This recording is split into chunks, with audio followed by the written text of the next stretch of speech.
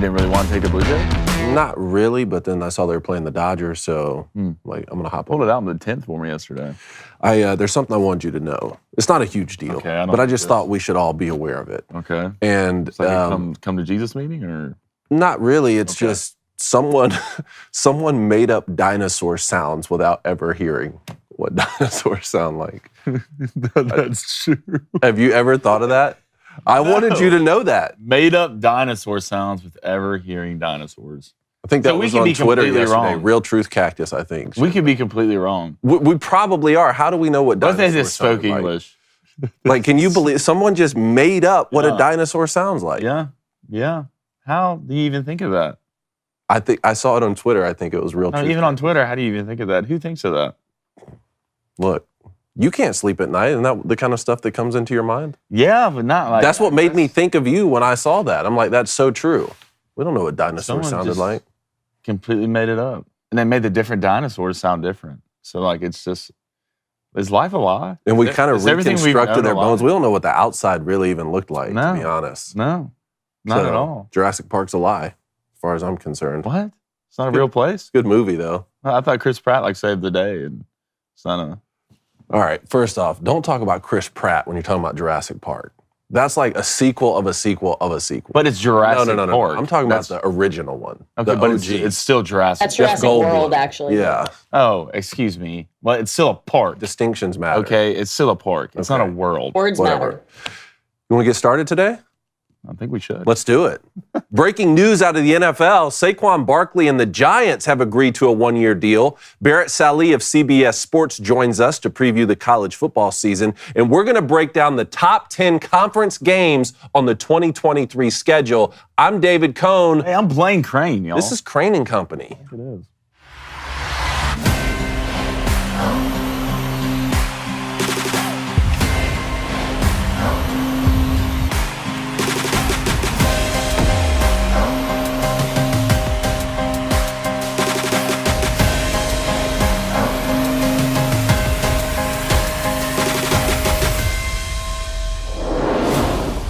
Welcome into Crain and Company.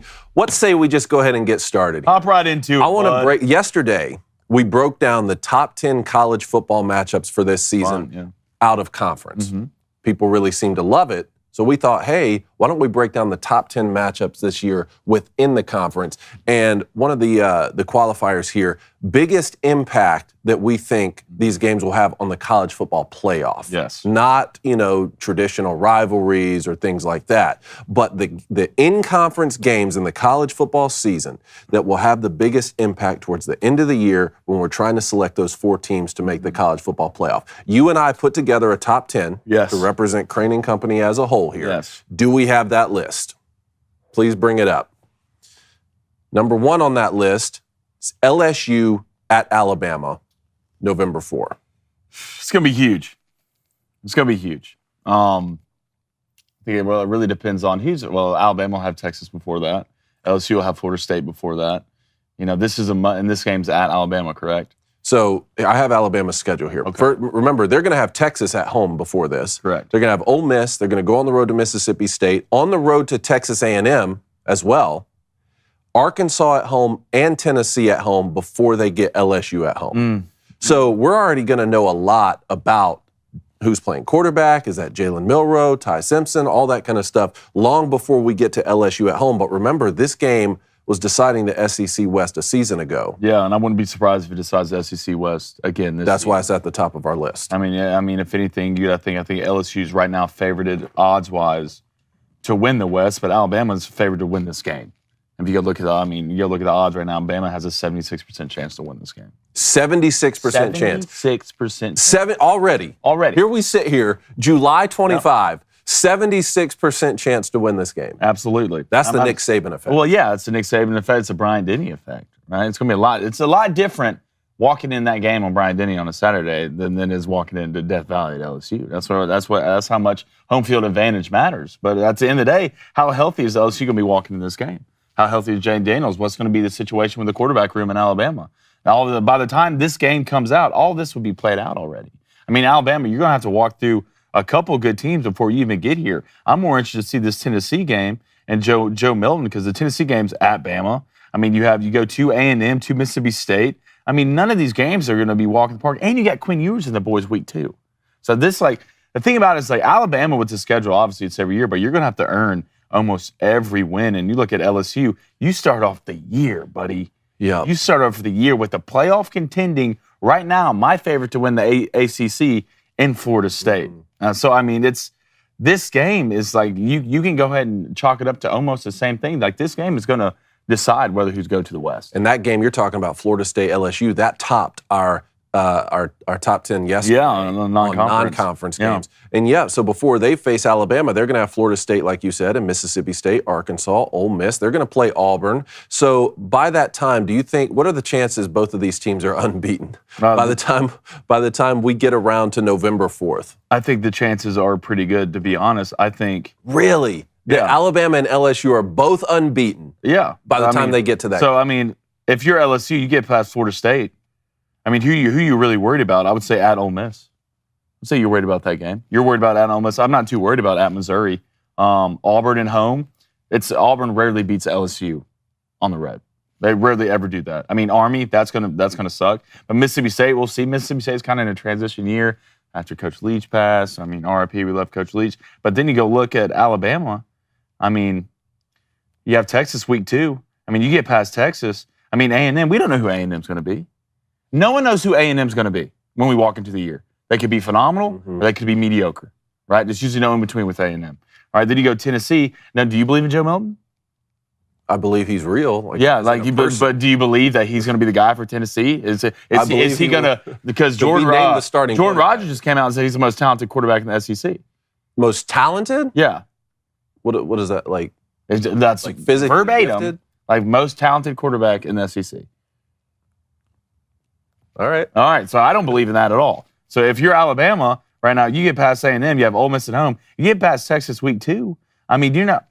The biggest game is going to be Tennessee at home, and I like Alabama in that game from a roster standpoint, especially at home. It's at Tennessee; it's a lot different. But I don't think Joe Milton is going to be slinging the pill around like old Hendon was last year, especially pushing the ball down the field. And I think Alabama's defense is going to be a different team this year from a discipline standpoint. Well, I would say that I don't know if either of these teams will come into that game unbeaten, but if both are undefeated on November 4th for LSU at Alabama, that's going to be a spectacle, and that will certainly decide the SEC West. 100%. It's not already a stretch to say that's going to be the game that will decide that division. I want to move on to number 2 here, which is Michigan and Ohio, which is great. And one of the things, the top 4 on this list are all in conferences, the SEC and the Big Ten, that still have divisions, which I think is an important distinction to make, because down this list, we're going to get into some huge conference matchups, but there will always be an ability now in the ACC and the Pac-12 and even the Big 12 for those teams to rematch in the conference championship,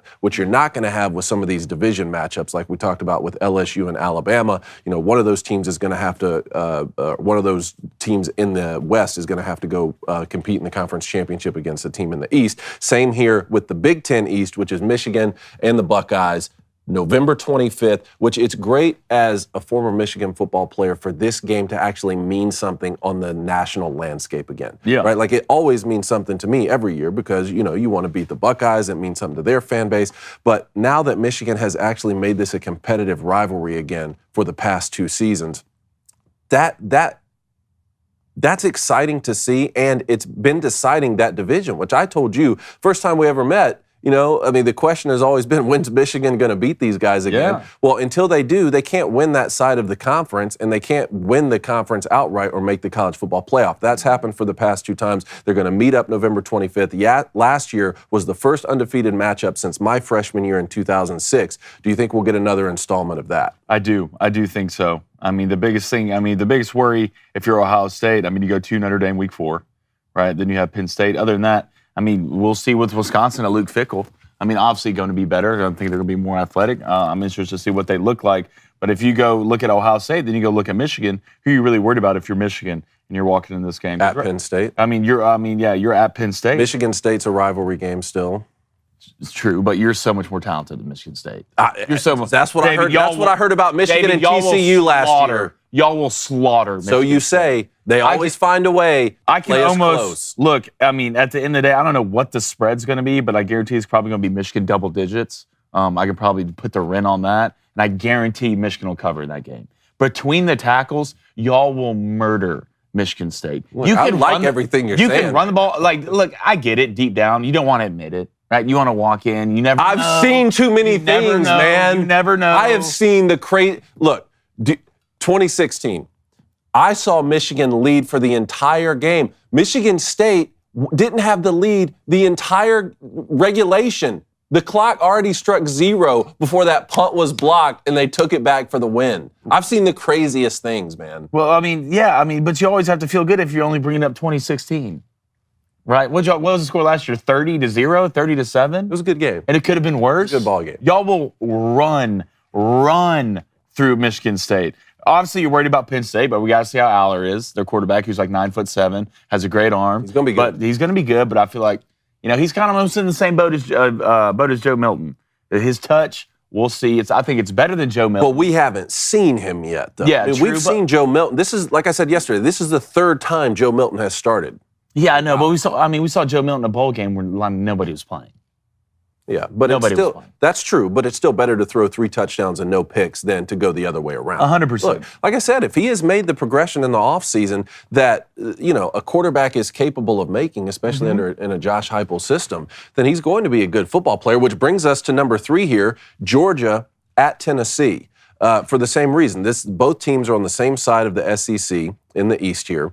And if Joe Milton is able to progress and give any sort of performance like Hendon Hooker was a season ago, then to me, that's the only shot really a team has at beating Georgia unless they have their own issues at quarterback. Yeah, I don't think, you look at the schedule right now, you got, you saw Bama on the road, Kentucky on the road, you have, Florida week 3, you have South Carolina week 5, which would be an interesting game. I don't think Tennessee at this point with the roster that Georgia has is really going to be able to step up and even make this a game. I really don't. I think Georgia will just walk through this game. So didn't you say yesterday you pulled up the odds for Georgia's schedule, that the odds for the Tennessee game are the only ones in single digits right now? Yeah, I think it was minus. I think I started -8, -9.5. Something like that. But I think that'll change later in the season when the game gets there. I think this will end up being -13.5. Again, what if Georgia comes in and they have spotty quarterback play? Stetson Bennett's not there anymore. Yeah, that is true, but you can have spotty quarterback play. But if your roster is so phenomenal everywhere else, it's going to cover that up. Tennessee's roster is not even close. Not even close to the roster Georgia has, especially up front, O-line, D-line in the box, secondary. Georgia's stacked almost every position. Almost every position other than quarterback because we really don't know yet. We really hadn't seen it enough sample size to know. But I know, in my opinion, I don't think Joe Milton is going to be the starter through Tennessee's year. I think Joe Milton will end up getting replaced.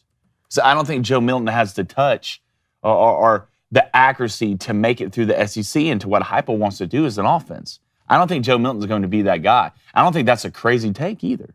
I really don't. I think Joe Milton will make mistakes early. I don't think their backup was the true freshman? I'd have to go look at their backup. But I don't think Joe's going to be the guy. And I don't think Tennessee is going to have enough against Georgia. Hell. Even in last year, you can say, well, obviously you have Stetson Bennett. But, last year when Tennessee was, at their peak, you got beat 28-13. Now, that game was between the hedges. This one's going to be at Neyland, which makes it a little bit more interesting. But, again, that's one of the top divisional matchups we have. Last one that's in the same division here is Penn State going to Columbus to play the Buckeyes. This is October 21st. Why this game is a little bit more interesting to me than Michigan going to Penn State, like we just talked about, is because this one's earlier in the season, and here's Penn State's schedule before they go play the Buckeyes. You got West Virginia, Delaware, Illinois, Iowa, Northwestern, and UMass. Now, look, the Penn State-West Virginia matchup is going to be a lot of fun. Going and playing at Illinois, I think, could be a good game. Let's see what Cade McNamara is going to bring to this new Iowa offense. But it's not it's not unrealistic to think that Penn State could potentially walk into the Horseshoe 1, 2, 3, 4, 5, 6-0.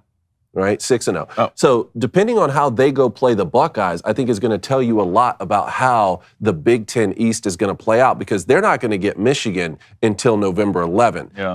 And if they are able to go like steal a win on the road, and that's obviously before the Wolverines and the Buckeyes would play, that's going to really throw a wrench in how the Big Ten East plays out. Oh, 100%. It's amazing how much just it's going to come, not even just this, all the teams around college football, how much it's going to come down to quarterback play. Mm-hmm. Like, we talk about these top-tier teams, and we just realistically talk about quarterback play. How's Drew Aller going to play? Especially you go against the Ohio State team.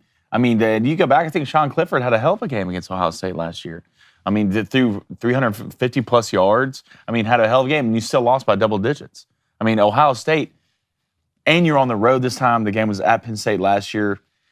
Penn State, like, it's not like Penn State doesn't have the athletes. I'm really interested to see what Penn State's defense looks like this year, because they're a hard-nosed group. They always are.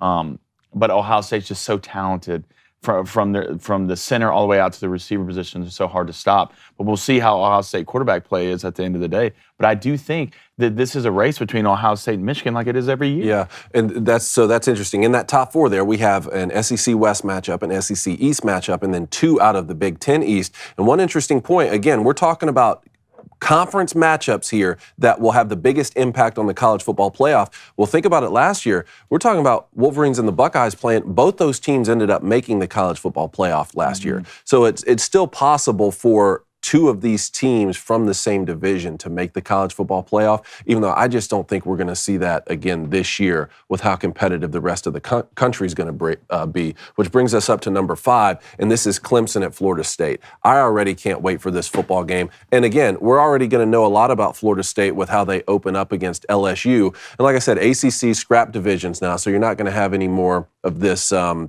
what were their divisions? The Atlantic and the Coastal, something like that. So these two teams could potentially play again in the conference championship.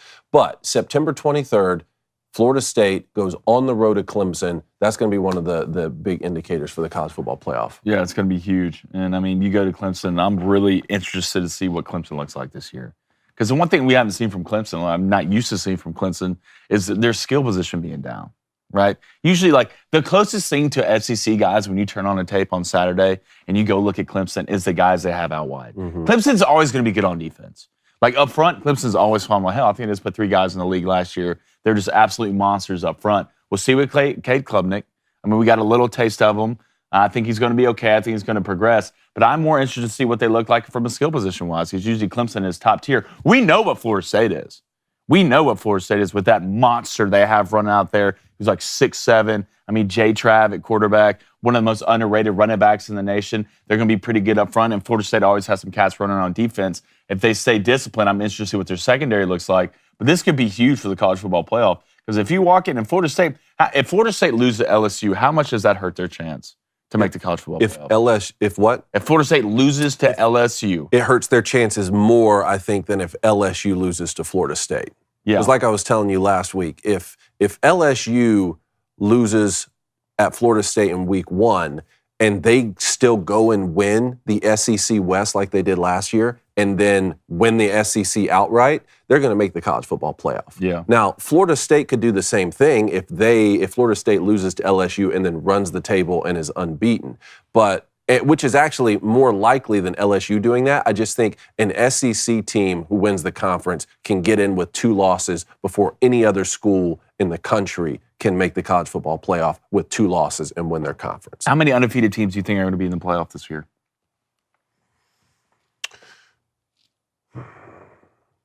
I'll say 2. Michigan? I'm hoping so. And if not, one of the other teams from the Big Ten East. But yes, let's say Michigan, undefeated, college football playoff. And then possibly Georgia. Yeah. Honestly. I mean, again, I don't know what kind, no undefeated team it could in the be Pac-12? Huh? You don't think anybody's going to run the table in the Pac-12? No, Conference is deep. Well, that gets to where we're going next. USC, Utah.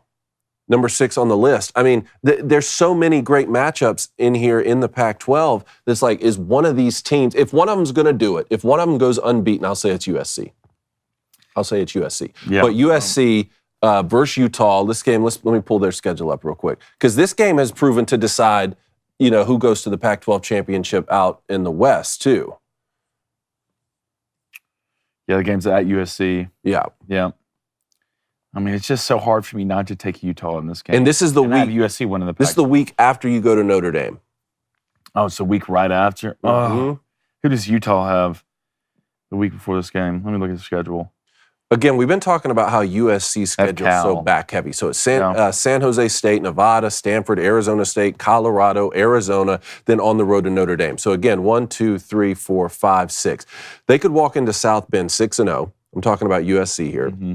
If they go on the road and win that, you could play Utah at home at 7-0. Then you get Cal on the road. But look how back heavy it is for USC. You have Washington at Oregon, and then a rivalry game with Chip Kelly and UCLA, all back to back to back, and then you'd have the conference championship. You feel like there's a couple slip-ups in there, right? You got to feel like that, right? And even you even look at Utah's schedule. I mean, you got Florida week 1, which you should win that game. You got a Baylor week 2, which is not going to be an easy game to win. That's going to be a physical football game. You got UCLA week 4 at home. That's going to be an interesting game to watch. Then you go to Oregon State. This is Utah's schedule? Yeah. This is Utah. Then you go to Oregon State. You do have Cal the week before USC. That'll be the type of game where you can maybe sit some guys for a little bit in the second half and get a little bit healthy. But then you get USC, Oregon back-to-back, Arizona State. Then you go to Washington. The Pac-12 this year is just a tough slate. Mm-hmm. It's a tough slate. I don't think there's going to be an undefeated team coming out of the Pac-12. Hell, I wouldn't be surprised if the conference winner's a 2-loss team. I wouldn't be surprised by that. It's just the absolute. It's going to be a triage tent of teams that's trying to make their race at the end. I think it's going to come to down maybe who's the healthiest at the end of the year. All right, let's go to the Big 12 now. Oklahoma State, Bedlam, one of the greatest rivalries in college football. Now, of all these that we listed, this one may have the least impact on the college football playoff, but I think it's still warranted being on this list just because with Oklahoma leaving the Big 12 and going to the SEC, we've heard Mike Gundy, how upset he is that this rivalry is not going to continue. This could be the last installment that we see of Bedlam. I mean, I might be 50 before we see this game again. I know. And this is going to be, I think this is at Oklahoma. Let me pull that up real quick. Okay. I think he might be either that or at Oak State. I'm telling you right now, people need to stop sleeping on Oklahoma. Dylan Gabriel, problem. An absolute problem. And their defense. Oh, it is at Oklahoma State. Yeah, it's at Oak State. 4th. Their defense is going to be a lot better than they were last year. I mean, that's what Venables is known for. That's what he does. He breathes and eats and sleeps defense. So it's not going to be close to what you saw last year, I believe. They've got some more depth on the rosters, and I think Oklahoma might be a surprise pick to win the Big 12. Okay. I really do, because I still think of Oklahoma in my head as that top-tier football team. Mm-hmm. Even with Lincoln gone. Even with Lincoln gone, their offense put up numbers last year. I mean, if Dylan stays healthy and their defense can limit yardage and limit touchdowns, I have to go look and see how much points they gave up the game, but it wasn't great. I mean, they gave up 33 points a game, which is terrible, which you don't see from Brett Venables' defense. But I'm telling you right now, quit sleeping on Oklahoma, because they're going to surprise a lot of people. They're sitting to some beat-down dog that you keep in the back that's just scared every time you go in there. This is Oklahoma and the Brent Venables coach team. And if anything, the rat poison that gets stacked on top of these guys that they're hearing week in and week out. Week in and week out. Well, Oklahoma's not the same team. Oklahoma's not back. I'm telling you right now, you better watch out for these guys, because they'll slip up and run through it. So Oklahoma was 6-7 a season ago, losing 4 of their last 5, and all of those 4 losses were by 3 points. They lost 38-35 to Baylor. They lost 23-20 to West Virginia. They lost 51-48 in overtime to Texas Tech, and then they lost 35-32 to Florida State in the bowl game. And they lost earlier in the season by 1 score to Kansas State. So really, it's the blowout loss to TCU, who ended up having, a generational type season. 55-24. And then obviously the 49-0 to Texas is what still stands out in my mind. You can't lose 49-0 to your biggest rival like that. No, you can't. And you got to think that's plastered all over that locker. But that defense was banged up like you were talking about. I mean, there's no way Oklahoma's defense is either going to be remotely close to what you saw last year. Okay. There's no way. Yeah, that's realistic. With Brent Venables? Yeah, there's no way. It just doesn't add up if it is. This game going to be at Oklahoma State now with Oklahoma leaving the conference? It's going to be a battle. It's going to be rowdy. All right, let's stay in the Big 12. Let's go Texas versus Kansas State. All right? This is November 4th as well. The reason that I thought this one might be more interesting than even, say, having Texas and Oklahoma, those teams are going to continue to play, right? Yeah. And like you said, I don't know if Oklahoma is going to return to form this season, but Kansas State is the defending champs in the Big 12. 100%. And it's not unrealistic that they could win the conference again. So Texas hosting Kansas State on November 4th, I think is one of the top 10 matchups that we're going to see. I mean, you got to think so. I mean, if you're Kansas State, you return Will Howard. I mean, even with that loss to Alabama, had a phenomenal year. The kid looked great. You lose little Deuce Vaughn. Deuce. Yeah. He's a Cowboy now, but still, Kansas State identity is so just implanted in who they are. You know exactly what you're gonna get out of Kansas State. Kansas State is going to play phenomenal line of scrimmage defense for sure, and they're gonna challenge you between the ends. From running the ball standpoint. And don't think Will Howard's a big kid and has an absolute cannon. He's 6'5", 250 pounds. Yeah. Right? And he's only gotten what? He's only gotten better. Mm-hmm. Kansas State right now, do you think people are talking about Kansas State enough? Who do you think they're talking about more right now? Kansas State or Oklahoma? Probably Oklahoma just from a brand perspective, even though I think both of them are getting overshadowed right now by Texas and the roster that Texas returns. And look, we're going to get to our conference predictions when we get into August and get into fall camp, but I'm starting to lean more and more towards Kansas State repeating, which I don't think they've done in the history of the program. I don't think they've won back-to-back championships. I'm still catching a lot of heck from Kansas State fans for my prediction last season, but think about it. They had back-to-back seasons of losing records within the conference. Right? You bring in Adrian Martinez from Nebraska, who I had seen play a lot of football, was not that impressed, but I think the way that he was able to break out at Kansas State just spoke more to what the dysfunctional situation was with Scott Frost at Nebraska more than his ability to play, because he lit Oklahoma up. And this is before Will Howard even took the field and showed us what he was capable of. Yeah. Adrian Martinez was still balling out and playing good football last season. Will Howard comes in, picks up the mantle. That's what gave me the confidence to pick them against TCU in the conference championship, which they won. Yeah, I think it's not only realistic that they could go back-to-back, but that this game against Texas here could be one of the deciding factors on November 4th. I mean, absolutely. 100%. Back to the Pac-12 here for the next one. This is Oregon at Washington. Again, when you talk about Oregon at Washington and USC, Utah, I think those four teams, you could almost flip a coin and say any of those have a great opportunity to win the conference and make the college football playoff. So Oregon at Washington, that's October 14th. So we'll actually get that game a week before we get Southern Cal and Utah.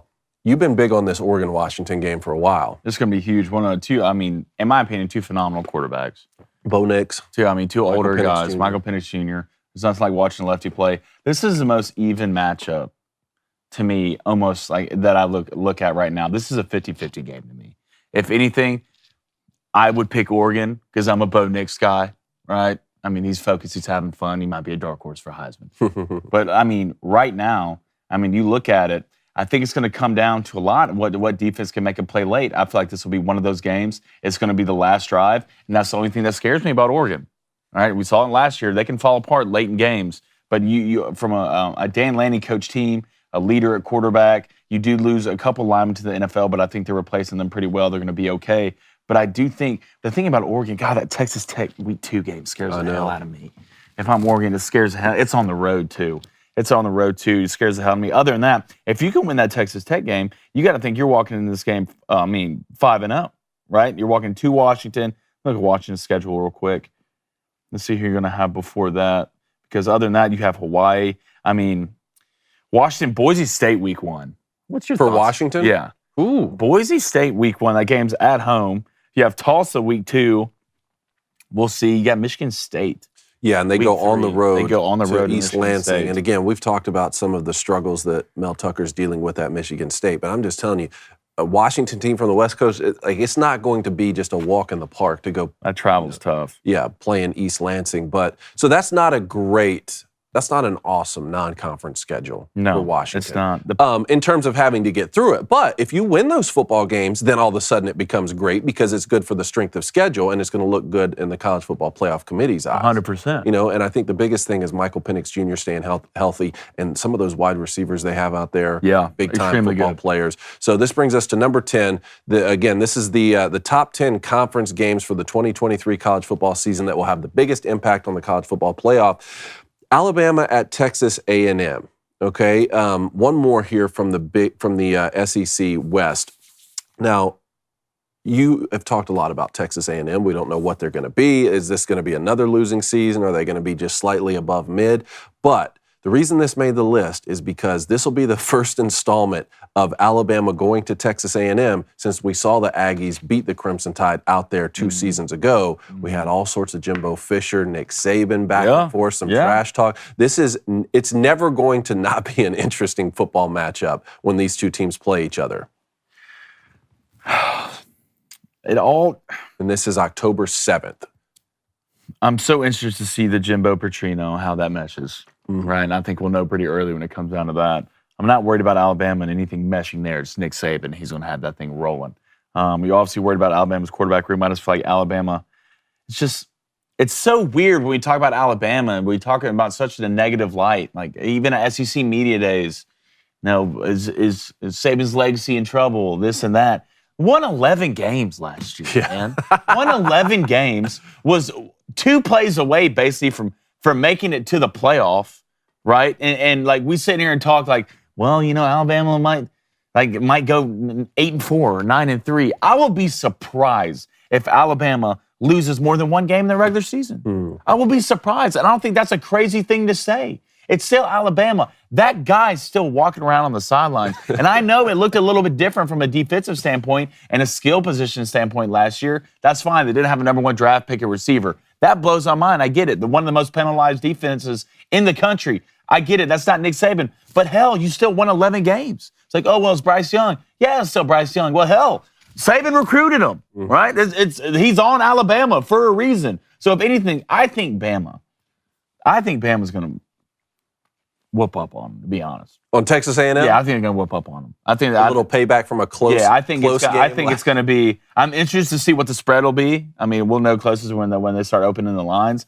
But I think, if anything, I would take Bama 10.5. All right, well, let's see what the quarterback situation is out there. Let's see what the quarterback situation is at A&M. Max Johnson. Yeah. That's what I'm talking about. Oh, okay. I'm sorry. Well, at both. Fair enough. Yeah. But, I'm specifically talking about at Texas A&M right now. But, it'll be interesting to see how both situations play out at the quarterback position. Booster Club, let us know which in-conference matchups will have the biggest impact on the college football playoff this season. College football is right around the corner, and I'll tell you what, I'm fired up about it. You know what else I'm fired up about? My grill. Yeah, it gets fired up, okay? Grill Blazer, pull it out. Where's my gun? You got the gun? Oh. Where's it always going, man? There it is. Tell the people about Grill Blazer. There we go. Yeah. That's how it happens. Come 60 on. seconds lights up the grill. I've been using this thing. Dude, have you? The last 5 times I've grilled out, got my Grill Blazer. It's this one. Oh, cool. Thanks for an invite. Grill gun, huh? Hadn't your phone been off for 3 weeks? It's been off it was off for 1 day, David. Golly. It was off for 1 day. Phone 3 sponsor weeks. to get this guy figured out. But in the meantime, are you tired of waiting ages for your grill to heat up? Now you can say goodbye to those tedious moments of impatiently watching the charcoal burn and say hello to instant barbecue perfection thanks to our friends at Grill Blazer. Grill guns are designed to do everything from expertly searing your meats to lighting charcoal grills, wood stoves, outdoor fireplaces, and just about anything you can think of that you need a high-power fire to solve your problems. Sounds like a dragon on Fridays. Hit him with it. Oh, come on. Hit him with it. God, dude, I'm it's getting basically so good a at high-power propane torch. I'm getting Get so that good in at your this. life right now, please. Come on. It's a 30-inch flame. It's anything you need So for a fun to big, bad torch to do. The sous vide gun has a shorter barrel, perfect for professionally culinary kitchen uses, from gently caramelizing creme brulee maybe, or other sugar fruits, to rapidly searing steaks. Use grill gun. Using the grill gun may result in extreme grill envy from your neighbors, so watch out for that. Get your grill gun from Grill Blazers today and let the grilling adventure begin. Visit grillblazer.com and use promo code BOOSTER for 15% off. That's grillblazer.com, promo code BOOSTER for 15% off your order. I think that is just addicting to do. I think 150 of them just sold. Yeah. They might be sold. 150 million. Yeah. What's the Booster Club? All right, we got some donations in here, but first I want to get to something that's so important to me and it rings dear to my heart. Oh, God. Heartbroken Hog. What did he say? So how about those 8 votes Vandy got to win the SEC? Get those expectations out there. Okay. Come on. I love the expectations, and for full disclosure, I have to say, I met Clark Lee Sr. at SEC Media Nicest Days. guy As ever. head coach Clark Lee Jr.'s dad. We're basically best friends. Yeah, now. karate I'm in the pulling for garage. Vandy hard. Yeah, this karate season. in the garage. 8 first-place votes, though. 8 first-place votes. I mean, I think family members were sneaking in there to cast some votes. Let's be realistic about it here. They're going to beat people. I wonder what their over-under is this season. Because they still have Hawaii on the schedule. What's up real quick? Look, it's time to go bowling, I think. Oh, 100%. If you're Vandy, it's time to hit that 6-win mark and go bowling. I'm pretty sure. I thought we looked at it this year. I think it was. No, wait. It's 1.5. Here, It was 2.5 last year, wasn't it? Anyway, we'll look at that. Yeah, let's go to Cole Frank, $2 donation. LeBron is mid. Yeah. MJ's the GOAT. What else? And is Jake coming back? I don't know. Maybe. I don't know, man.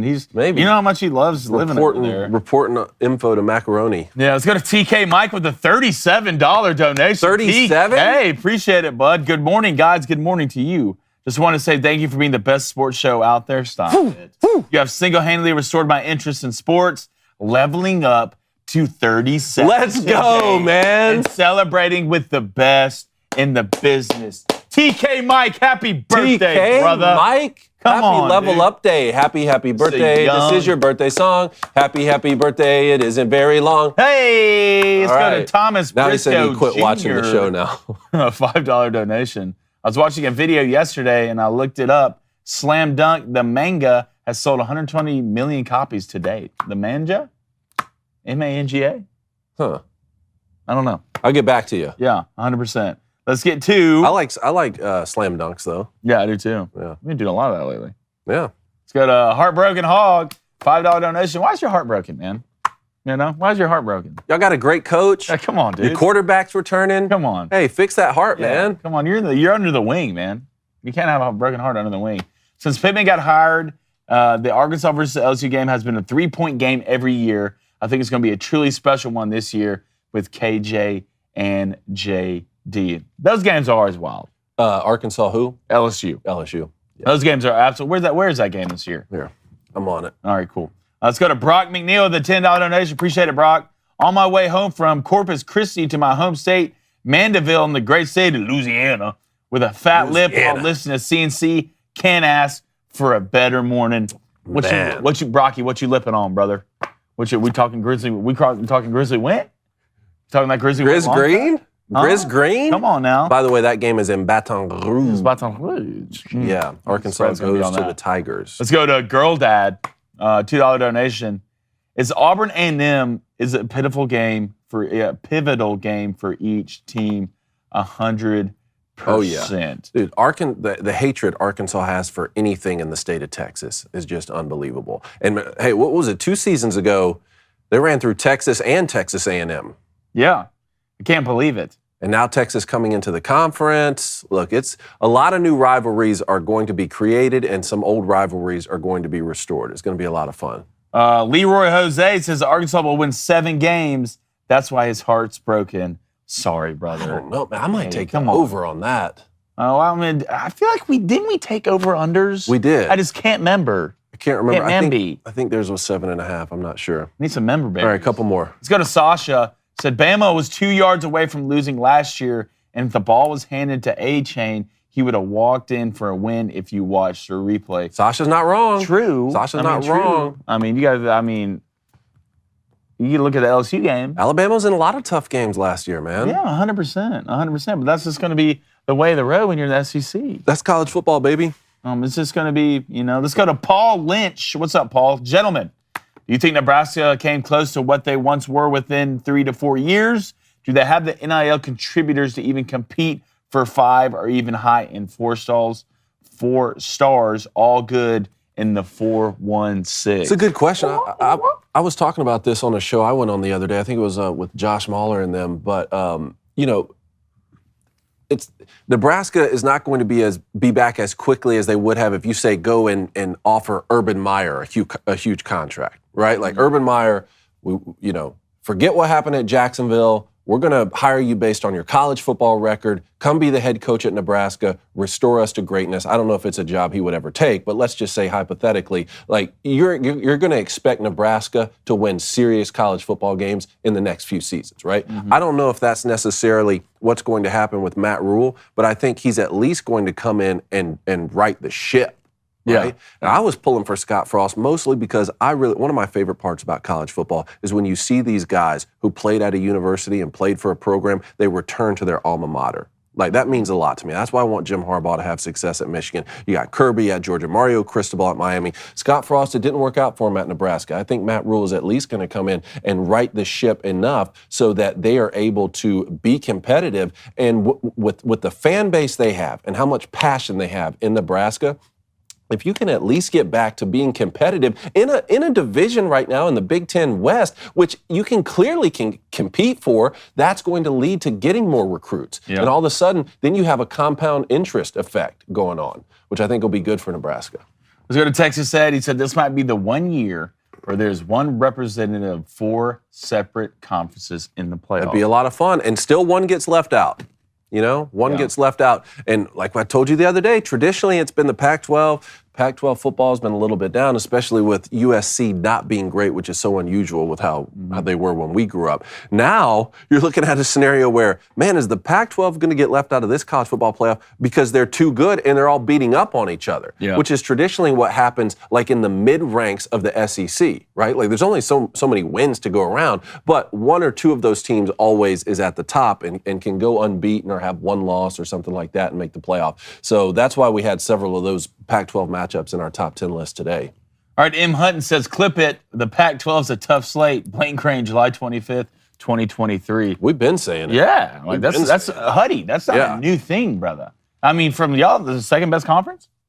Second best conference? Mm-hmm. I mean, do you agree with that? Well, look, I want to see the football games get played first, but and it's tough to say top to bottom because it's like, well, you say top to bottom, what's Colorado going to look like now? Yeah. Deion Sanders coming in. Look, I was very disappointed in the top to bottom nature of the Big Ten last year, which is, it's kind of ironic because it was the first year they got 2 teams in the college football playoff, which was great for the conference, but it was a little bit top heavy, and obviously the Big Ten West didn't really live up to expectations. I think that's going to turn around this year. You got Luke Fickell at Wisconsin. I expect Iowa to be better. Let's see if Matt Rule can make Nebraska competitive. So, I don't know, but it's going to be great. Before we get to reactions, I just want to say, once you've gotten your grill started with the grill blazer gun, what are you going to put on there?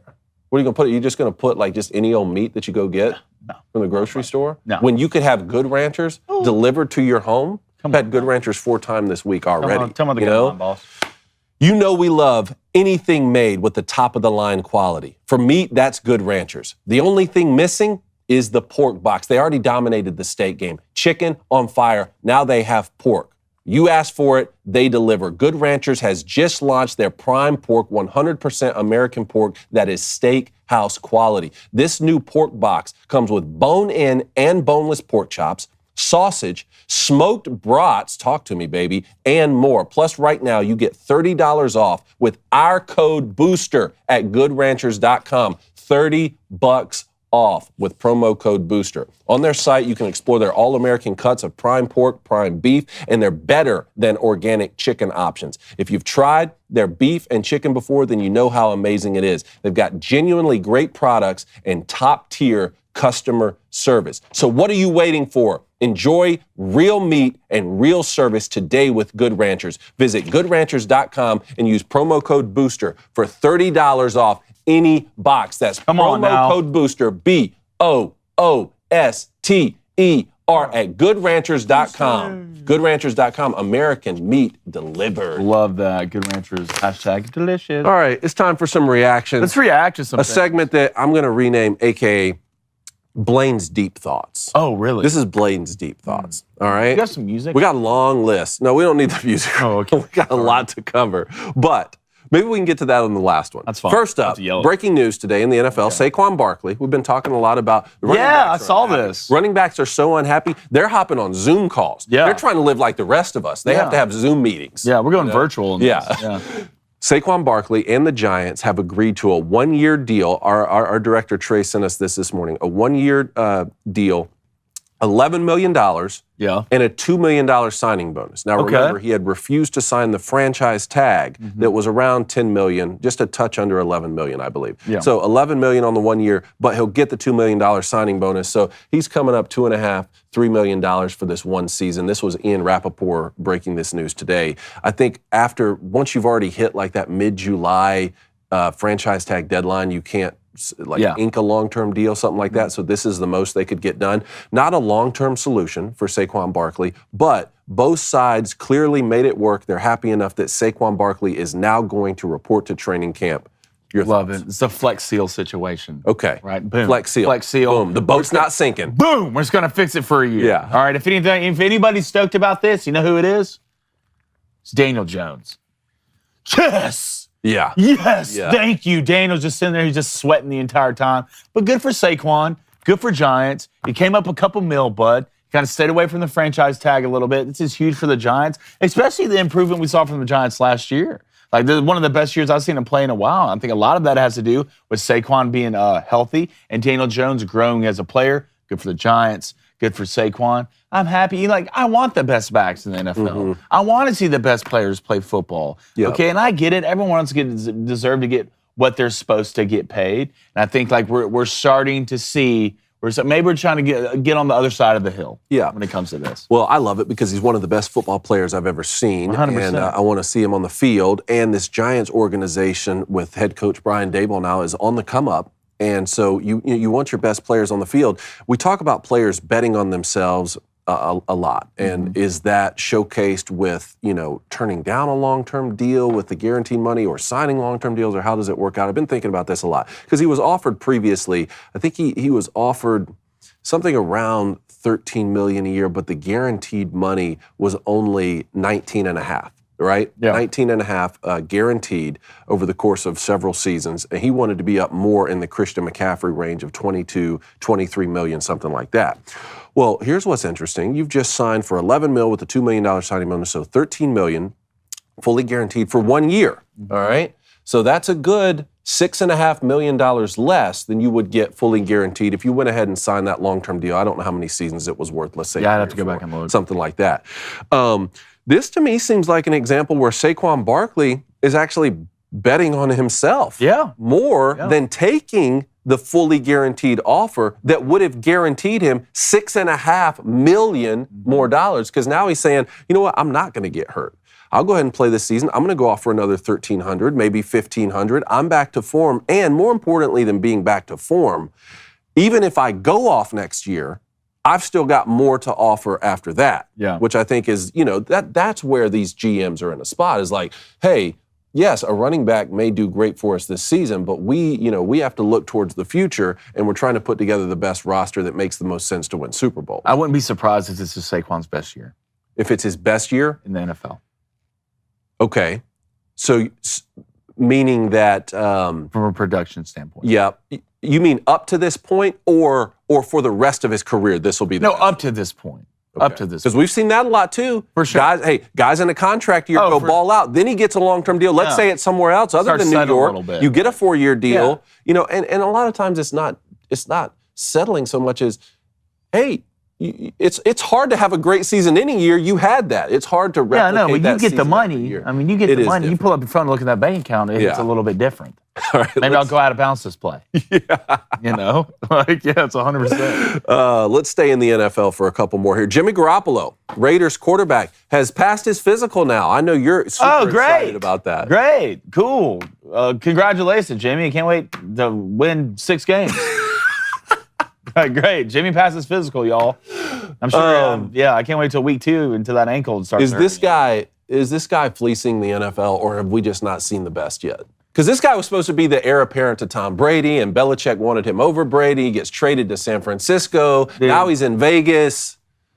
I just don't know. You can't look that good and be that good of a quarterback. Those two things can't exist.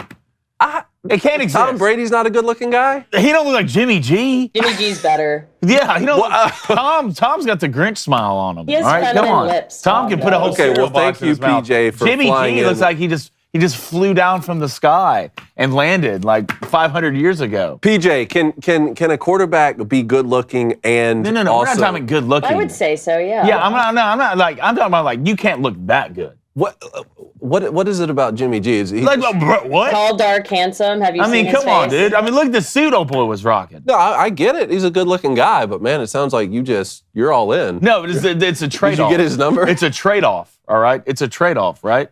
You can't, you're gonna, if you want to look that good, you're gonna be mediocre. All right? That's just the way the world works. Is that an Indochino suit? It might be. It's a fire suit, to be honest. But it's just the way the world works. The best quarterbacks right now, Patty Mahomes. Patty Mahomes looks like a Pokemon. Okay? Patty, I choose you. Okay, right? That's what Patty looks like. Oh, man. So 6 wins for the Raiders then. Yeah, I have to go through the schedule. Look, y'all gonna sign Jacobs or what? You still got Devontae Adams and Max Crosby. So that's good. That's true, but you have to have someone throw it to him. Yeah. All right. Do we have the Aaron Rodgers photo? I saw this tweet yesterday. I was dying. Aaron Rodgers is from John. Is that Jake? He lost more weight, Aaron or Jake? It says Aaron Rodgers looks like he's wearing an Aaron Rodgers Halloween costume for children. He looks like the what's the little the alien in the Flintstones, Gizmo or something? Gizmo. What was his name? I don't know what that is. Dude, Aaron looks skinny. No, the Great Gazoo. The Great Gazoo. The Great Gazoo. I don't know who that is. Look right there. He looks the Great Gazoo. Yeah, okay, I know who that is. Dude, you feel like if you just tap Aaron, he could just fall over. His head looks like he weighs 300 pounds. Don't worry, he'll still throw 5,000 yards, 50 touchdowns. Does he look skinny? Does he look super skinny in that picture? Dropped a couple elbows. Yeah. He's down a few. Him and Crain been hanging out. All right, next up on the NFL quarterback list, Carson Wentz. Do we have the Carson Wentz photo? I want Blaine's deep thoughts here on this. Carson Wentz went black bear hunting. He went black bear hunting? Black bear hunting. He tears ACL? Sorry, that's messed up. I shouldn't have said that. That's messed up. I shouldn't have said that. That's not right. It's the truth, though. Black bear hunting. I'm torn on this. This is where I need your perspective because is it, a lot of people... Well, first of all, he was getting flack from a lot of different directions. Some people saying, well, you shouldn't go hunting at all. You shouldn't kill things. You have that crowd. But then people saying, hey, you're an NFL quarterback. Why are you out there trying to hunt black bears? You don't need to be trying to do anything that dangerous, while you're still getting your money. Look, but then on the flip side of it, I'm thinking, man, maybe he wants the smoke. Maybe he's trying to ride with the fear a little bit. Well, everything Carson Wentz does is dangerous. All right, him walking to the kitchen. Why do you say that? Is dangerous. It's a final destination situation. That's what it is, Dave. And I'm not trying to be mean when I say that, but we're not talking, that's awesome. There we go. That, first of all. And I'm saying, you shot him with a bow. Is this a new... You're insane. Is this a new era? Is he trying to ride with the fear? No, I think he's saying, hey, I've been under... Carson's been riding with the fear. It's just the fear's been riding with him. That's the thing. A Seal Thierry situation. Nothing Carson Wentz does is safe. Going to get a glass of water, go to Ben & Jerry's, hunting black bears. They're all in the same realm, all right? Well, we're not talking about sprained ankles over here. And the only thing I would say, you're hunting with a bow? Savage. I'd be out there with an AK-47 or I think a it was rocket in Alaska, launcher. too. Yeah, it's beautiful. I think it was in Alaska. All right, next one up. The Titans. Titans unveiled their new unis, a little throwback to the Houston Oilers days. Let me see it's the same franchise. You got a pic of it? Yeah, we got some pics of it. No, cool. Not that one. Not nice. That one. $45 million Manning Center in Ole Miss. Looks great. Oilers unis. Oilers unis. He's a Pops player with the one. Sick. That's dope, dude. I'm telling you. You know how I feel about the powder blues, man. Powder blues are the guy. Just go back to these. Unicolor. Just call yourself the Oilers. Gas. I love it. Look at the helmets. Come on. Wear them every game. Every single game. Hey, the LA Lakers are from Minnesota. and they kept the Lakers name. You can stay the Oilers. Do it. I'm all about it. Those look sweet, dude. I mean, come on. Not a fan of the Sox. I like the Sox. Not a fan of the Sox, to be honest. Would that make you an Oilers fan now instead of a Jags fan? The Jags unis are pretty sick too. Sorry, I'm all the way in. The Jags. You sent me memorabilia, dog. I'm in. Look, I'm all for the propaganda. So you're all about these uniforms, though. Even with Ryan Tannehill. You can't go wrong with. Can we not bring Ryan into this? Well, that's a photo of him. You not ruin my moment. I don't want to talk about receivers right now. All right. You can't go wrong. You can't go wrong with powder blues. You can't do it. We did our top 5 unis the other day. I forgot to put it on social. I'm going to be honest. But other than that, I had North Carolina at 1. You can still do it. Yeah, I know. Green, and North Carolina won, and we didn't even have their powder blues on the TV. Oh, you had on the dark screen. blues? They had the dark blues. Well, this is the thing about North Carolina that makes it so great. It's the navy, it's the dark blue and baby blue combination that plays off that makes North Carolina so special. Yeah, but I'm a big just powder blue guy. I get it. Yeah. I get it. All right, next one up. The Manning Center photo that you pulled up there. $45 million, maybe even $46 million on the new Manning Center at Ole Miss. Love it. But I bet Lane's stoked. Roll through some of these photos. Barbershop, buying a hydro tank. Look at that. Come on, dude. Come on, man. You know how nice stuff is these days in college football? Yeah, but it's not for the player. Like it was made very clear to me as a player, hey, this nice stuff is not for you. This is for the recruits. And then when they get here, it's not for them. It's always for the recruits. So you're not using that? I mean, I'm not saying they wouldn't let you sit down on the chair, but you have to like clean it off after you. Yeah, like you should. Replenish. That is true. That's beautiful, man. That's going to be huge for recruiting for Ole Miss. Yeah. Huge for recruiting for Ole Miss. God, I mean, yeah. So what's it going to take? Now, you got your coach, Lane Kiffin. Yeah. He's staying. Got your new $45 million Manning Center. Yeah. What's it going to take to where we can say, man, you know what? I'm picking Ole Miss to win the SEC this year. It's going to take a year where their defense is better than their offense. Okay. That's what I think it's going to be. When their defense starts outperforming their offense, that's when you can start believing in Ole Miss. And I think like system-wise, I think you can have a good defense, even like because Lane likes to play both the tempo game, but he can also speed it up and slow it down. All right, in the right moments, I feel like when you're a head coach or when you're a play caller, you got to have the right feel when it comes to tempo to help your defense out, 100%. I think Lane's got that down. They just have to show up on the trenches, on defense. That's where you make it or break in the SEC. All right, next one.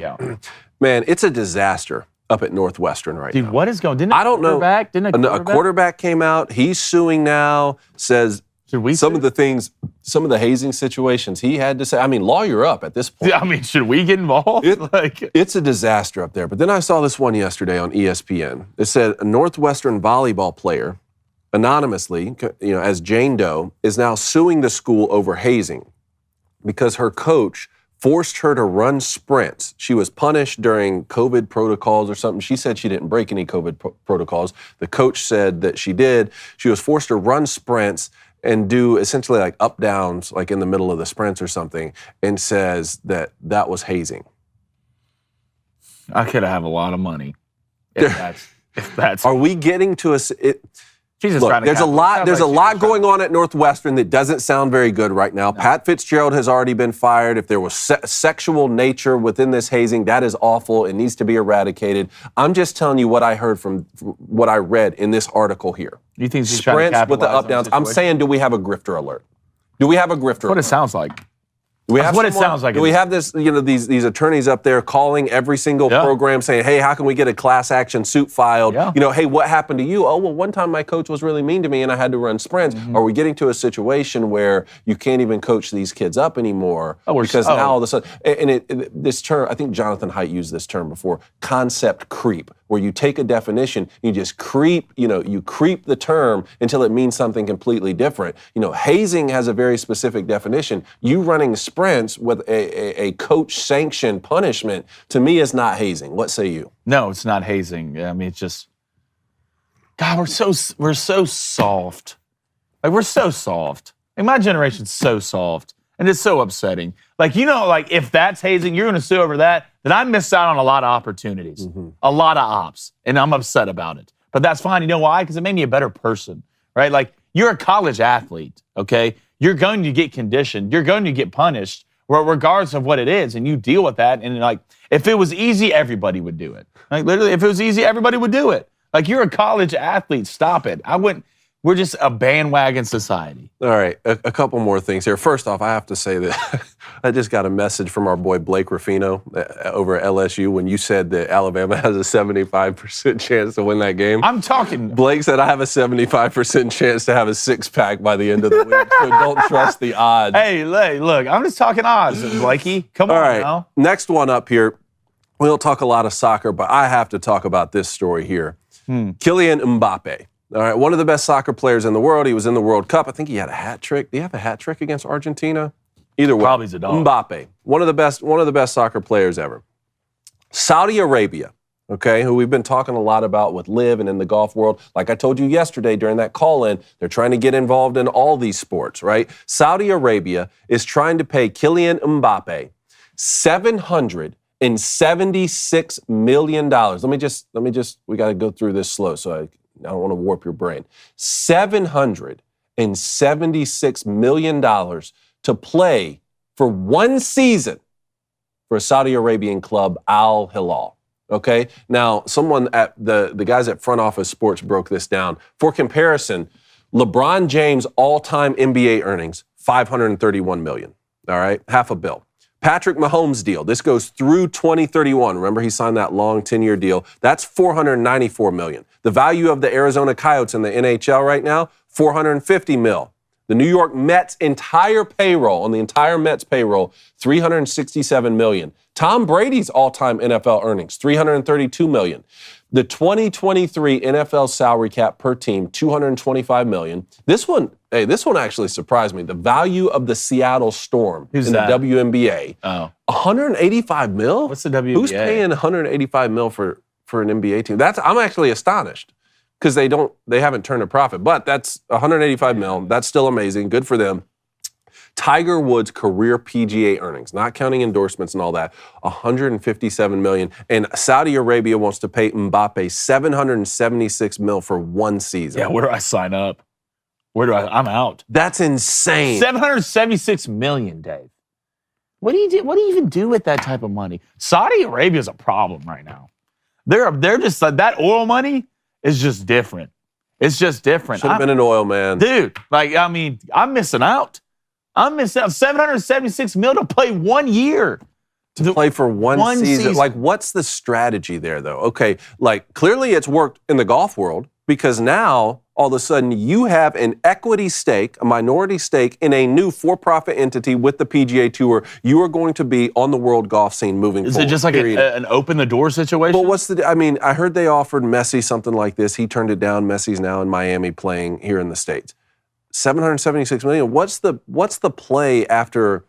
Like, it seems to not. The goal is not even to turn a profit. It clearly is just, hey, we want to be involved in sports and we have enough money to spend, so we're going to do it. No, I just think it's, if you can get one, if you build it, they will come. Little bench warmer situation. If one guy, bench warmers. Well, if one guy falls, the rest will start coming. Field of Dreams. Yeah. You kind of saw that in the golf situation, right? You get certain ones. But damn, I feel like, $776 million? Can we have started a little lower? Like, can we started a little? Maybe they did. You're going to 700. So look, if you're going to 776 million, just make it $1 billion. Make it $1 billion. You might as well. If you're that close, make it $1 billion a year and just blow this thing out of the water. Dude, I will come. You give me 1.5. No one would ever play, like, no one's ever going to play any other sport. No. There's going to be like, we're going to play soccer. No. And go to Saudi Arabia. Like literally. And that's what they want. Do I still have time? I'm going to start kicking balls around. All right, last one here. There's a new movie that's out. Okay. The Barbie movie. Barbie movie. Not bad right there. Here's what I wanted Blaine's deep thoughts here. Okay. I want to ask, right. Is there ever a scenario where a guy can go see Barbie and it's appropriate? Is this a thing where if you're a man and you go see Barbie, your man card is revoked? Like by yourself? Is there any scenario? I would say, just break down the different. I would say the only, his guy looks terrible. Is this a Tarantino directed? Is that a Barbie right It's there? not. Or is that their left guard for Notre Dame? Sorry. But no, it's like. See, there's some Notre Dame love. Yeah, There you you're go. looking good this year. Want to see that thing pull. Oh God, that's like clear a lane. But I would say daughter. If your daughter wants to go see it, if she's 15 and under, right, acceptable. I feel like if your wife or girlfriend asks, no, we're not going. We're gonna. There's no way you're gonna see me in a public movie theater unless I have a child with me who wants to see the movie. Babe, we're not going. We'll stay in the house and watch it. We'll buy it. And if you're a guy and you go watch the Barbie movie by yourself, I don't want to get banned on YouTube, okay? But there's some certain things that I feel about you that you are probably doing in your spare time. What are you trying to say? So there are some scenarios where it's acceptable. A daughter, that's it. Other than that, there's a few things acceptable. we have to break down here. Okay. Did you see Ben Shapiro's review of this yet? Yeah. Ben just eviscerated. Yeah, he should. So there's all sorts of things going on here. Obviously, there's propaganda. It's Yeah, extremely left. You can't make a Hollywood movie. It's not like you can just say, "Hey, Barbie used to be, a very a great selling doll for Mattel. What if we made a movie out of it and be a lot of fun? And the demographic for it, moms with younger daughters, would go see the movie. No, you can't do that. No, it can't be that. We have to have this whole narrative about how the world is patriarchal and the new way of feminism and all that. Of course. So yes, it has those problems. So I'm already not going to see it or let my daughter see it or any one of my. Well, is it a kids movie at all? But take all that out. Is it a kids movie at all? Again, It's kid friendly in a sense, but it's kids friendly. Like, is it it's okay funny to take your PJ? kids? Is it funny? There are some really funny parts. I'll be honest. But they ruined it with non-funny jokes constantly peppered throughout, and it was it was 30 minutes too long. But take the political nature out of it. I'm just saying, if the concept of a Barbie movie, there are some scenarios where you could go see it. Like wife. First of all, my wife's not asking me to go see Barbie. I'll tell you why. First of all, her name's Darby. Her name's Darby, and I've never seen her so furious as when the Starbucks barista hits her with the accidental Barbie on the cup. I wouldn't even want my daughter to go see it, to be honest. I wouldn't want my daughter to go see it. I hopefully like my. How about your niece? Huh? Your niece wants to go see Barbie with you. You'd go. No. Yeah, I'd go, but I'd say, hey, let's go watch Ninja Turtles. Let's go watch Oppenheimer together. Let's get some history going. I heard some people are doubling up, double feature with Barbie and Oppenheimer, and they're calling it. What a weird mix. Barbenheimer. Barbenheimer. Look, if you're a guy and you go see Barbie, you're just a beta. To be honest, you're a beta, 100%. Wow. Yeah, you're 100%. Well, you don't wear the pants. There you heard it. Blaine's deep thoughts. Yeah. All right, how about we get into our boy Barrett Sallee here? Before we do, though, I want to talk about Provia. All right, are you one of the millions of American men and women dealing with premature hair thinning? Or maybe you're worried about inheriting hair loss because it runs in the family. Yeah. Heard a lot about that. A lot of people talking about that. Finally, there's a real solution that delivers on its promise without the harsh side effects, without the unwanted chemicals, no unpleasant smells. That's Provia. It uses a safe, natural ingredient called Procapil. It effectively targets the main causes of premature hair thinning and loss. Provia supports healthy scalp circulation and delivers nourishing nutrients to strengthen hair follicles and anchor them to your scalp. Provia guarantees more hair on your head than in the shower drain. So take advantage of Provia's exclusive introductory summer package at proviahair.com/booster. That's BOOSTER. Enter promo code BOOSTER at checkout for an extra discount on your order. See results for yourself right now and don't wait. That's proviahair.com/booster, BOOSTER. Let's get to our boy Barrett Sallee from SEC Media. Barrett kills me, man. Barrett, what's going on, man? All right, we are very excited to be joined by our good friend, CBS Sports, CBS Sports HQ, Sirius XM. I mean, he's basically everywhere. Just look up. Just put letters together. Just put letters together, 100%. And he's there. Barrett Sallee. Barrett, great to see you, my friend. We're at Media Days. It means we're right around the corner. It is. I mean, look, first things first, we got to get you on karaoke like we did. Dude, I know. Yeah. Karaoke tonight. I'm going to be honest with you. Pretty good karaoke. Look, you throw a little Creed on there. Hey, what happened to that number one hit song? We rocked. We did it. We got to record it. Now, we rocked Miss New Booty by Bubba Sparks. Yes, I don't think we did. Anybody has had such an impact on society. No, God, that was me, you, T-Bob. And John Neighbors. Brought out the Bubba. The fact that we didn't get a Grammy for that is pretty offensive. Well, I see get emails. Honestly, the award shows have become a joke lately, and I think that is that there's no further. Were you even nominated? Can I at least get slimed on Nickelodeon or something? Yeah. Can I get like a Teen Choice Award? Can I get a Best Kiss Award? Yeah. No, man, that was... That was 2 years ago. That was a great time. Kids' Choice Awards a little odd, not going to lie. Yeah, it is. Got a little awkward real quick. Yeah, it really did. Well, Barrett, thanks for joining us. Obviously a lot going on. Yeah. I feel like we've hit every storyline imaginable, but Hugh Freeze coming in. Yeah. Year one, looking at Auburn. Auburn doesn't get a chance to be sneaky very often. When you look at this roster, when you look at kind of and I'm not a trends guy, but year one coaches at Auburn outside of, Brian Harsin, a.k.a. Mr. Accountability and lift weights and don't recruit. Hey, huddle up. Yeah. Did Blaine ever tell you that? Like, did you see the podcast? What did he say? He said Harsin's podcast, Huddle Up with Brian Harsin. Yeah. Yeah. The Huddle Up We Suck podcast. Oh, my God. Yeah. Hey, huddle up, guys. All right, we suck. As Ready, break. Man. As an Auburn alum and lifelong Auburn fan, that was it's to quote Rob Brown. Every day he had a show. He was like, "It's hostage crisis day number 711," which I thought was hilarious. But how do you see Auburn doing this year? Do you think maybe they can surprise some people? No. All right, yeah, great. Well, but here's the thing: like, surprise people how? Like beating Alabama 8-4. and Georgia. So okay, that's different because 8-4 is doable because the schedule is. I just got Nick Saban hibachi hands a little bit. That's right. It's doable because look, the out of conference game is Cal. Yep. The hibachi. Got you, Blaine. It's hard to break him. You got him. With Cal out of conference, okay. Vandy as the rotating cross division. Okay, like it sets up.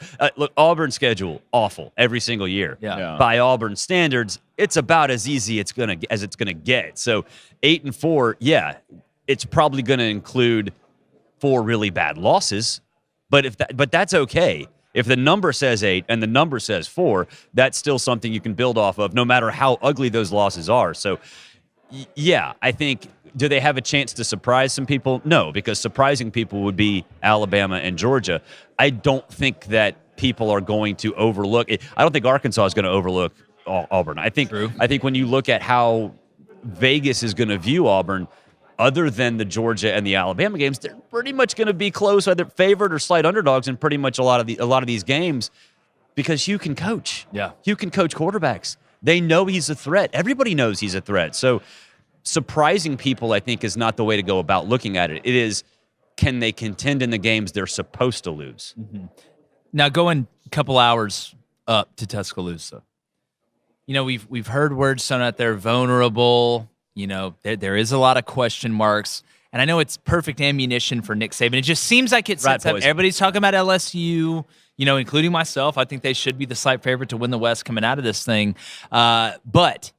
When I look at the way Alabama used to bully people, the way that Georgia's bullying people now, the way that Michigan bullies people in the Big Ten, the way that Utah bullies people in the Pac-12, it doesn't seem like that run game has been as consistent for them, and Bryce Young is not coming back this year. And look, I think Ty Simpson and Jalen Milroe and Tyler Buckner can all be good players. But this year, it does seem that if they're going to go back to the old school style that Nick Saban wants, run the ball, play action, maybe change the tempo a little bit, Tommy Rees is going to do everything that he wants to do. I don't see Alabama being the big dog that people are kind of looking around and saying, hey, they're going to kind of sneak up on everybody this year, even though the personnel is really good. But as far as when it comes to Alabama, it's national championships. It's SEC championships. I don't see that. Is the personnel really good? I think in by Alabama compared standards, to everybody else. Yes, but by Alabama standards, it's not. No, one of my biggest qualms. One of the full screens we put up on CBS Sports HQ every time we talk about Alabama, it's all 3 quarterbacks and then a bunch of different stat categories. One of them is starts. Jalen Milroe has 2. Yeah. Tyler Buckner has 3. Ty Simpson has 0. Like, that's the most important position on the field, and I would argue that the last time Alabama had a situation like this was 2016. Now, they went to the national championship game. They could bully people. They could bully people. Jalen Hurts came in and became the SEC Freshman of the Year, but this is a different era. We know that the offensive line has struggled the last couple of years. That's not an aberration. It's a trend. That's a problem for Alabama. So I'm with you. I think LSU right now is significantly better than Alabama. That doesn't mean it's going to stay that way. There's going to be football games. We can readjust our opinions as the season goes along. But when you're Alabama, you have a trend of poor offensive line play. There's a coordinator change on both sides. They don't have a game break. If you're talking about Jermaine Burton being your number one right, come on. Yeah. That's not realistic. So this is a team right now that is in transition. We just don't know what they're transitioning to. Yeah. Mm-hmm. Let's talk Pacific Rim 3, also known as the Georgia football team. Back-to-back champions. All right. But you lose above average player in Stetson Bennett. Not above. Stop. Above average player. He's above average, Barrett. I'm sorry. I feel like that's if anything, that's a compliment, right? I mean, he's above. God. Hey, I mean, some people are talking about Tom Brady's above average. Does he deserve? Tom Brady's above average. Does he deserve a statue, Barrett? Yes. I'm with He Barrett. won 2 national championships. I don't know. I'm Is there with precedent at Georgia for building statues for players? I don't know. I don't know. I mean, Herschel I don't Walker know. I don't think have a Herschel statue? has one. Stetson Bennett Herschel can doesn't have one. I don't think Herschel. Yeah. I don't think they have. Really? Yeah, but let Stetson get one. Definitely not Herschel though. What is he just gonna do like Michael Scott and stick his face in the pavement? He's going to put it on his insurance card. No. Instead of like the Heisman, it's going to be a statue. Yeah, they just do the hand thing, and those like when you have kids, just do the little hand thing like that. So, back-to-back champions. You lose Stetson, new offensive coordinator. Is it going to be another walk in the park for Georgia this year? Coordinator. Yeah. It is. It is. Long story. Like end of analysis. Good season. Yeah, this is going to be Wrap the show. Maybe they'll Can come close Tennessee? against Can Mississippi. Tennessee, if Joe Milton figures out, just give him a run at home? No, Joe Milton. He can throw the ball out of the room, but he can't throw a changeup. Barrett, you're saying what I'm saying, and I love it. But so with Georgia, like, it's not a new offense. It's the same Georgia offense. Mike Bobo gets criticized all the time by Georgia fans. He was the reason they were successful when they hired Brian Schottenheimer. Mark Richt got fired. Yeah. Those two things are not coincidences. You have more talented quarterbacks in Carson Beck or Brock Vandagriff. Are they better? I don't know. But they have more upside than Stetson Bennett. Stetson Bennett was still a legend. Blaine, you're never going to convince me otherwise. But yeah, I mean, look at the schedule. It's super easy. They shouldn't be threatened. I mean, they're going to get threatened in a game or two. Missouri threatened them last year. Yeah. So, it's going to happen every once in a while. But yeah, I mean, it should be a walk in the park to Atlanta. In Atlanta, we'll see what happens. But when you have the kind of versatility they have at running back, when you go out, you recognize a problem at wide receiver, you get Ladd McConkey some help with Dominic Lovett and Ra Thomas, you have, to use a quote from Office Space, fixed the glitch. And the glitch didn't really hurt you all that much anyway at wide receiver. So it's a complete team. They've proven consistently that they can lather, rinse, repeat. And here's the thing. Kirby got up there and talked about complacency.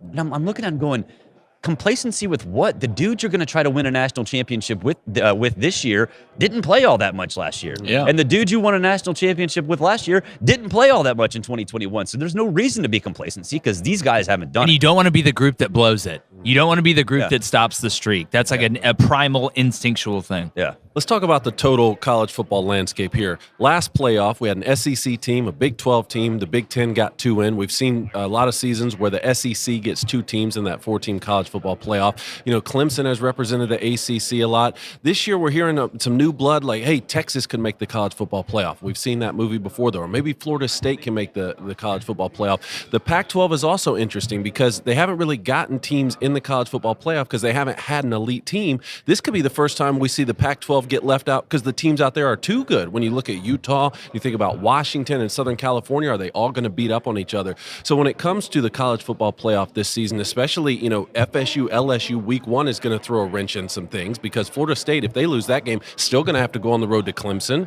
who's going to be, I think, even better this season. How is the national landscape going to play out when it comes to the college football playoff and which conferences will be left out? Cohen, I'm so glad you gave Pac-12 love. Pac-12 is fun. Good for you, Dave. Second best conference in college football. It is going to be so much fun, man. When we sit here and talk about the Pac-12, usually it's a joke. Yeah. They're going to have 2 teams that contend for a playoff spot this year. I don't know which 2. Could be Washington with Michael Penix. Could be Oregon with Bo Nix. Could be obviously Caleb Williams at USC. Could be Utah. There are so Oh, sorry, my bad. I thought that was. Is that in? Is that? Is that in the mix? Is it too early for that? Would you let my man get his flow out and just stop ruining it? I have hibachi hands. My bad. Sorry, Barrett. We're getting him help. We're getting him help. Hibachi hands. No, but I mean, think about it. Like, if you're the Pac-12, you have a couple teams go into the Pac-12 championship game with one loss. Right? There's no divisions like it was last year. Like, there were no divisions last year, but we saw last year how, you can have a couple teams go in. USC versus Utah, that should have been, had Utah not screwed up once, been a game that led to a playoff spot for somebody. Why can't that be the case this year with, 7, 8 teams that have elite quarterbacks? It should be the case. So I think you're going to go into the Pac-12 championship game. The 2 participants, whoever they are, the winner will go to the college football playoff. I think it will be a play-in game to the college football playoff. No matter how many losses they have. I think you're going to have one loss for both of the teams. I think there are going to be 2 teams that establish themselves as powers out there. You mentioned Florida State. Florida State's going to the playoff. I will say Florida State is going to the playoff, even if they lose to LSU. Don't care. Well, it's a great insurance game. So I keep calling it the insurance question. So then, because that's where I'm at right now. Let's say Florida State loses to LSU, which is very possible. Yep. Are they then going to run the table, even with a game at Clemson on the road? Or are you saying if they drop only 1 in the ACC schedule plus the loss to LSU, that if they then win the conference, they could make it with 2 losses? They're going to make it with 1 loss. I don't think the ACC is very good. You're going to sit here and sell me on Clemson. Fine. Okay, Clemson. Oh, sure. Cade Klubnik, are we going to put all the chips on the table for Cade Klubnik? I don't see why we would if Jordan Travis is in the conference. If Jared Verse is in the conference, why would you assume that Cade Klubnik can handle that? I don't think he can. So to me, I don't know if it's just my opinion of LSU, but I think LSU is maybe the 3rd best team, maybe the 2nd best, probably the 3rd best team in the country. Mm-hmm. So even if Florida State loses to LSU, if it's close, they can make a statement. And it's week 1. Mm-hmm. And I think the committee will be able to forgive that loss if LSU lives up to my expectations, which are that they could easily make the college football playoff. Yeah. 100%. It's going to be interesting. And then, we need to talk about the Big Ten up there with Michigan and Ohio State. And I think one of the biggest sleepers in the country in Wisconsin and what they got going. I'm very interested to see that. They don't make good quarterback decisions. Phil Longo. I'm telling you, it up. That was equal parts great and horrifying. Kind of creepy. Yeah, but Barrett, thanks so much, buddy. It's always great to see you. Let's go do some karaoke later. I'm going to come with Arms Wide Open by Creed. I'm going to kill it. Don't worry about it. You did rock that. Are we going to do, we're not going to do Miss New Booty. Are we going to do Bombs Over Baghdad? Dude, we can do, listen, you just signed me up. I'll be there. It feels like a Mike Jones situation. So I did Bombs Over Baghdad. You weren't here. I don't think you were at Gabriel's in Hoover. I thought I knew every single word to Bombs Over Baghdad. I was just saying syllables. Yeah. I'm looking at the screen going, holy crap. I don't even know what song. What song is that? Outcast. You didn't know that? No, I don't know what song that is. I'll tell you what. You just continue. I know. I'm not even mad anymore. I know, I'm not even mad anymore. I'm just disappointed. Bombs Over Baghdad. I'm just disappointed, Barrett. I'm not even mad about this anymore. It's the dad. It's the dad. Yeah. Well, I'm sorry. I'm not 1,000. Not even mad. Old. I'm disappointed. Yeah. Whoa. I didn't invent fire, guys. That's aggressive shots. I know. I don't know what's wrong with him. He's had like 6 cups of coffee. It's a problem. I had 1. I just got hibachi hands. Yeah. He thinks he's a dragon on Fridays. Yeah, he does think he's a dragon on Fridays. Anyways, we appreciate you guys. Appreciate Barrett. Make sure you check him out everywhere. CBS Sports HQ, SiriusXM does a great job. Buddy Tom Luganbill too. Shout out Lugs. Shout out Lugs. Yeah, shout out Lugs. I don't even know what we talk about on Sundays. I love it. It's just like I think you guys do a great job. I love Luke. Love Luganbill. Yeah, he's one of our favorites. Make sure you subscribe. Bombs Over Baghdad. Dude, of all the outcasts. Yeah, like what?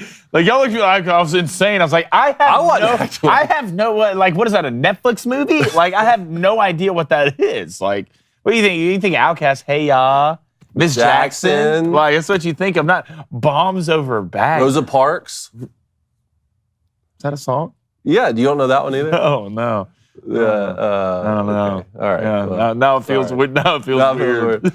Moving to the back of the bus? Oh, no. Okay. All right. Well, either way, we got 7 minutes. 7 minutes. We still got things to get through. What's going on in the Booster Club? Let's go to Brock McNeil, $2 donation. Brocky, we were talking about this earlier. Mm-hmm. He's saying it's a little Grizzly long cut went, baby. Oh, okay. He's riding with the little Grizzly long cut because he's a grown up. Get some right. Let's go to Bry Ganter, $2 donation. It's no longer Crain and Co. It's Crain and Cone. Oh, boy. How about that? Don't let Jake see that. Old middle chair. Won't be excited about that. Let's go to the house that Cody built. $5 donation. Cone. During bowl season in 2007, how convinced were you that Les Miles was going to be your next coach? Would you have rather had him than old Rich Rod? We thought it was a done deal, to be honest. Thought it was 100%. I even saw a car. It was so disrespectful to Coach Carr. It was a sign, I think. It said, we need a car with less miles. Which was very disrespectful to Coach Carr. But we thought it was a done deal, and then Kirk Herbstreit had announced it, and then, LSU's playing in the national title game that year. Obviously, Les Miles wants to coach in that. Next thing you know, he ended up staying. I mean, the reason being he was, Les Miles was on that staff. Bo Schembechler in the 80s, and I think the one school in his contract he had a clause for to leave was for Michigan. But it's not the way it worked out. Rich Rodriguez came in, and the rest is history. Let's go to Leo Maltos, $5 donation. Appreciate it, Leo. It says the weirdos in pink watching Oppenheimer definitely came from the Barbie movie screening. 100%. For sure. 100%. All right, that's all the donations. You want to get some list? Let's get some lists. We got our Top 5 Tuesday, baby. It's Tuesday. And it's This is top 5 things a spy would say. For no specific reason. Not at all. Of course. No. But the top 5 things a spy would say, Blaine. Number 1, I'm not a spy. I mean, that's how every... That's right. That's how... Yeah, one, I'm not the a go-to, spy. right? I mean, they're never going to just come out and say, say I'm a spy. Or Number 2. What's number 2? Baked ribs are better than grilled ribs. I mean, I've never heard anyone say that, but I think a spy would say things like that. First of all, don't bake ribs. Yeah. Never bake ribs. Grill ribs. Put them on the grill. You put them on the grill. That's what we do. That's what you're supposed to do. I don't care what country you're from, what continent you live on. Number 3, that's a grill. Things a spy would say, I'm going back to France again next month. So great. Number 4. Number 4. The red fox trots quietly at midnight. That's just things I've heard spies say to each other. That fits. The red fox trots quietly at midnight. That may be the next call-in code. When people I think so. Fox trots? And number 5, things a spy would say, hi, my name is Jake. Okay, I love it. Hey, we got some similarities, all right? Yeah? Pull up my list, all right? Number 1, obviously, right? I'm not a spy. Okay, there you go. I'm That's not how a the list spy. starts. Number 2, flaming. Oh, they would call you flaming. Anybody who says flaming to me, in my head, it's like, maybe when you do your drop, maybe the drop's hot, right? Flaming. Flaming, we got to move the drop. Spy code. Little spy language right there. Number 3, the French can bake better ribs than America. Whoever says that is a spy, okay? Is hands down, 100% a spy. Number 4, hotter than a fat kid in a sleeping bag.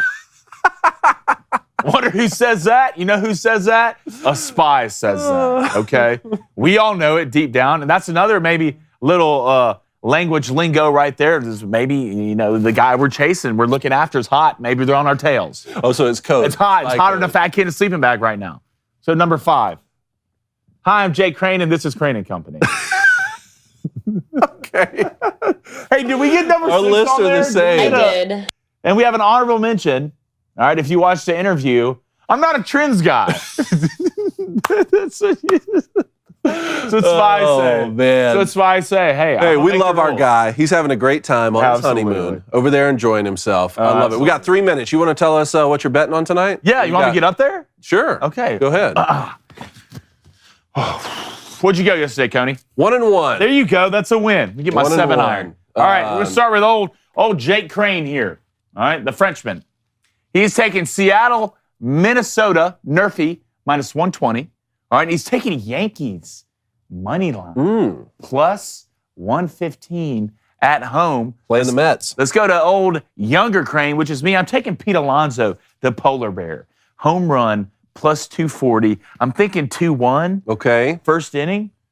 Look, I like that. Just don't do it in the first inning. Not the first inning. Because I'm going to take the New York Nerfy, baby. Mets, Yankees, no runs in the first inning. That's minus 110. And then go ahead and give me Blue Jays money line on the road tonight. That's plus 130. Blue Jays came through for your boy yesterday in the 10th. Well, good. Let's do it again. Twins, your son is taking Twins money line minus 120 and Brewers money line minus 155. And my second bet, I'm taking the Rays minus 1.5 at plus 104, baby, huh? Like that. All right. Like that. Maybe I can find a way to put the 7-iron back in the bag. All right, there you go. All right. What else in the Booster Club? How much time we got? Poll, we got 2 minutes. 2 minutes. Maybe I can squeeze something in. 2 minutes, my friend. Yes, guys, we were trailing Jake. Obviously, I know it's hilarious. Let's go to, okay, the poll is this. If you're a guy, is it okay to go see the Barbie movie? Is it okay? I mean, sure, you can go see, it's okay to go see it. I mean, but no. No what? Like the Booster Club, 78%. 80%. 85%. Was I right on it? Because you're coming over here looking at my screen. No. 78%. Let's go! Right on that thing. What is this, Limitless? Like, could you take a pill this morning? A lot of pills. Take a pill on Visa? I'm feeling in touch with the Booster Club. Oh, great job. Nailed it. Dude. That was phenomenal. Love it. Really good. It's a really good show, Dave. That was, it was a great show. You sign off today. No, you sign. Tell them bye. Sign off Tell them today. bye. All right? Tell them bye. You want me to tell them bye? Yeah. And if you're a guy, you go see the Barbie movie, just like your manhood, we're going, gone.